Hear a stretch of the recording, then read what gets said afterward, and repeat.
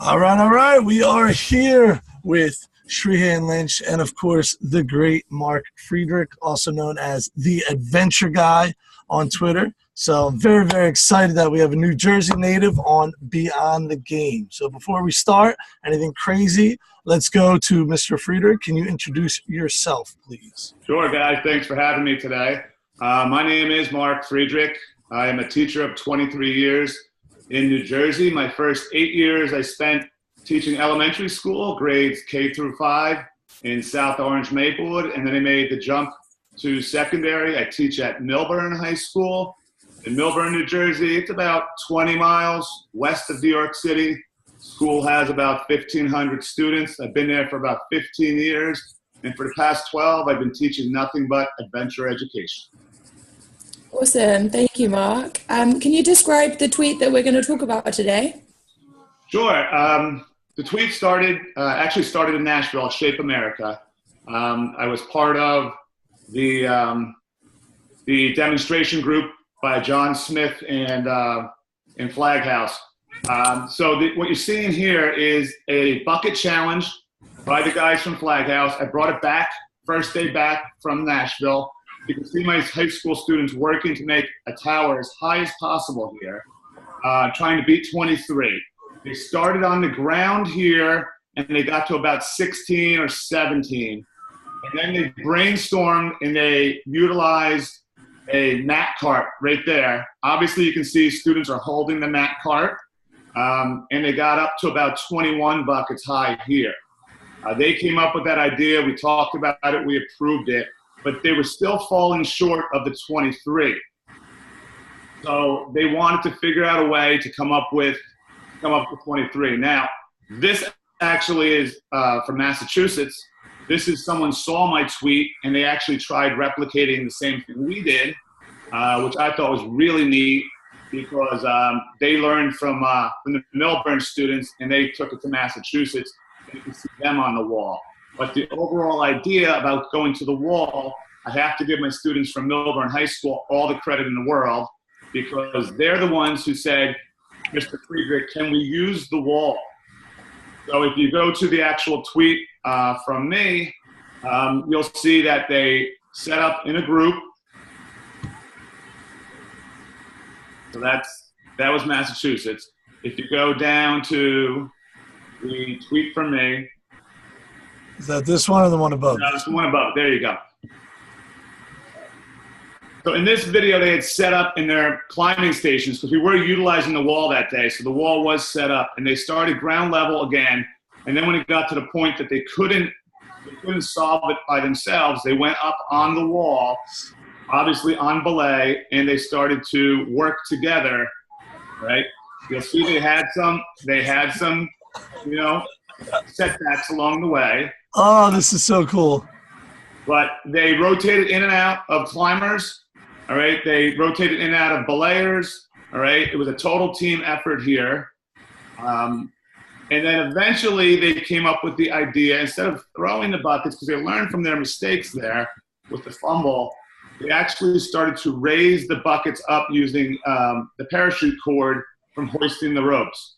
So these boys right here came up with the idea. Again, everyone's working on it together. And this was the strategy that actually led them to beat 23. And they ran out of time at 25 with the bell about to ring. So they reached 25, which is the tweet that I made, last week. Very, very cool. I mean, so many thoughts going through my head when I saw that. The kids working together, the fact that we have collaboration, somebody else is taking your ideas, really, really cool stuff going on. So now let's go beyond the activity, right? So we have a couple questions for you. We described the tweet pretty well. The GLOs, we have grade level outcomes. Now, this is where things might get tricky. Is rock climbing specifically a GLO, or did you have to use one of the affective GLOs in Domain 5? What was going on there? Well, here's how I see it as an adventure educator, Justin. Grade level outcomes, standard 1 for high school talks about lifetime activities.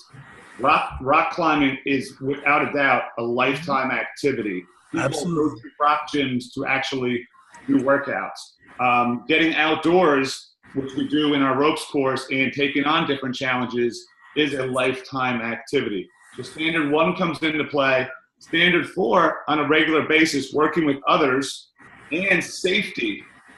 That's one of our everyday objectives in class. You have to build relationships. You have to build trust. You have to problem solve together. All right, and you always have to keep your eye out for safety for yourself and for classmates. And lastly, for this one, standard 5, challenge. All right, self-selected physical activity. They chose to take this challenge on. They chose to take the challenge on, right? They came up with it as far as utilizing the team wall, the climbing wall, 25-foot climbing wall. So, I see challenge being met there. I also see social interaction. If they picked up on the planning and the problem solving throughout the ground level to the mat cart to the wall, you have 22 students there socializing and interacting with each other in a positive way. Yeah, whereabouts in the class did this activity fall, or was this an entire class lesson, or was it instant activity or skill review? That's a good question. Normally in my adventure education classes, they meet for 43 minutes. I try to set up, as they walk in, an instant do now grab activity, which started as the bucket challenge. Can you guys beat 23? Hey, I saw this picture, in Nashville at Shape America. I want to bring it back. Can we beat them? So you set the challenge right away when they walk in. This group of students, however, they wanted to maintain their goal of beating it. So I let them run with it. Okay, we were supposed to be doing it for about 10 minutes, but they wanted all together collectively to focus on the record. So at that point, as a teacher, I'm going to let them dictate the activity because they were running it and they were running it well. So that actually took a whole period of group planning and execution. Nice. So is this in your outdoor unit, your adventure unit? Where does this lesson fall? Well, this was actually, this was quarter 3. So this was our indoor adventure education unit. And this would fall, team building falls in, the social part of it, where we have icebreakers, trust builders, team builders, problem solvers, technical skills, which is the belaying piece you saw there, and the climbing. And then, of course, we have 10 high elements inside our gymnasium. This is only the indoor piece. That carries over to our outdoor ropes course, which we'll be heading out to after our April vacation. Nice. First, want to make sure we say thank you to Flag House for sending out people doing something really cool that Mark brought back. And let's talk about the equity in the activity. So were there any people that were physically disabled? If there were, how would they participate? How did everyone who was not on the wall participate? Where was the pieces of the puzzle? That's a great question. The beauty of my position as an adventure educator, I teach by the principle, the Project Adventure principle, challenge by choice. No student is ever forced to climb. Students are asked to meet their needs and their challenges to the best of their ability. So for example, the students who wanted to take on the challenge to climb that, they volunteered. The students who did not want to climb, they became the belayers. The students who didn't want to belay became the stackers, and then there were the planners. So challenge by choice, obviously in adventure education, right, you need to fill your challenge level that best suits you on a daily basis. I do not assess by reaching the top of a wall. I do not assess by, climbing, the cargo net to the top. It's about trying and getting to the highest level of your capability. All right. Where are you as far as comfort zone, all right, stretch zone, and panic zone? And I usually want my students in the stretch zone, which means they're pushing themselves, but they're not afraid. Yeah, they don't want to do it again. I'm a big fan of the process first product as well, definitely.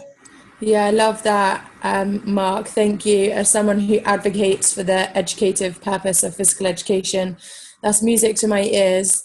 How do you think that we can make this activity better? Well, you know what? If I had more time, I have 30 buckets. If I had more time in the period, I'm sure they could have easily have gone all the way up. If you notice, they had room to go. They did come in the next day and they asked if they could do it again. But a lot of times when you have a special activity like that, if you do it again, it never is going to meet the same or have the same effect as it did that first time. That was kind of a magical moment, and I didn't want to take back from that. We do all sorts of team builders. I'm sure, you know, the people out there have seen Twitter and Facebook PE Challenge. I'm constantly doing team builders, but I try to make them different just in case there is someone who didn't enjoy that activity. We don't stay on it too long to ruin their experience. All right, so Mari, how did you assess this? Well, Justin, I assess each day, as far as progress in my class, I assess them on 5 principles. Were the students on board with the activity we had planned for the day? I think the answer to that was they were on board. They loved the activity. Did they take responsibility for their actions in the class? How did they get involved?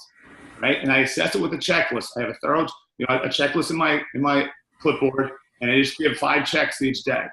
Were they respectful of their classmates? Were they respectful of the equipment? Were they respectful of the teacher? All right? Were they committed to the team, the group? Were they, like I said, on board? And last, most importantly, safety.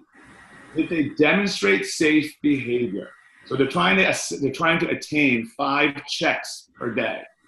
And as I always tell them, if you reach 5 checks per day, right, that's 5 fingers of my high five hand. Give yourself a high five because you had yourself a really, really good, fundamentally sound adventure education period. Nice. And as far as the modification, what's cool is you have other schools doing modifications for your class as well, which is amazing. For me, the only thing I saw is, I don't know if you have the equipment, you have a full belay line open. You could have had 2 people, 2 bucket things going at one time. Again, then you wouldn't have been able to use the rope on the one side to get the stuff up. I don't know how many buckets you have.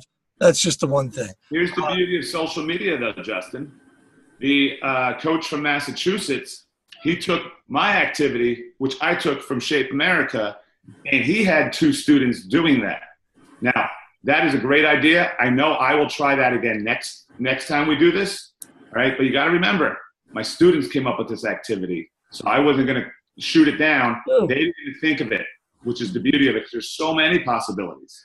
Yeah, when I'm looking at your depth of knowledge, I mean, the recall and reproduction and the skills and concepts you'll be able to do with your belaying, climbing up, and then the strategic thinking and reasoning for DOK3 is huge. And then the fact of going to the wall, that's got to be extended thinking right there.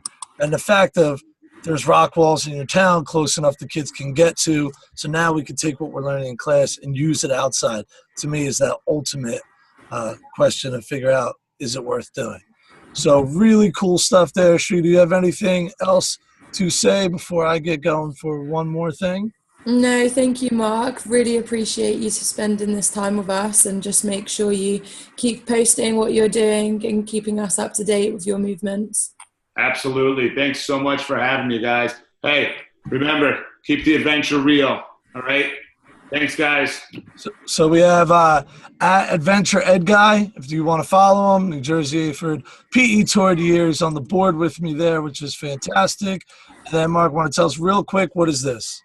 That is my YouTube channel for my Adventure Ed, my Adventure Ed class. And, Justin, you know this, I am doing the conventions. I just came back from Shape America. Anytime I do a convention, I always have a quick highlight video so the people who attend it can go home, catch up on things, watch the video, and get some great team building, trust building activities out of it. Instead of writing it down. It's all about participation with me.